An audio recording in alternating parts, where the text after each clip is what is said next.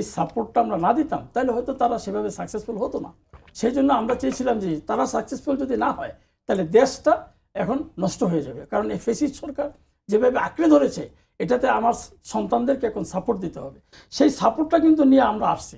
এবং তারা যদি আপনার এই কাজটি না করতেন, একটা নতুন মানে দল গঠন না করতেন এবং তারা যদি ফোর্স মানে আমাদের পিছনে একটা ফোর্স ইয়াটা থাকতো তাদের, যে আমাদেরকে তারা চালাবে, তারা আমাদের ভুল ত্রুটিগুলি শুধরাবে এবং তারা আমরা যখন যেখানে ভুল করব সেগুলি ধরবে, তারা এই ফোর্সটা নিয়ে যদি তারা কাজ করতো তাহলে আমাদের মাথার তাজ হয়েই তারা সবসময় থাকতো। কিন্তু কারা এটা করলেন? এনসিপি একটা নতুন রাজনৈতিক দল করে আমাদের সন্তানদেরকে এটার দায়িত্ব দিলেন। দায়িত্ব দেওয়ার পরে সবাই তো ম্যাচিউরড না পলিটিক্যালি।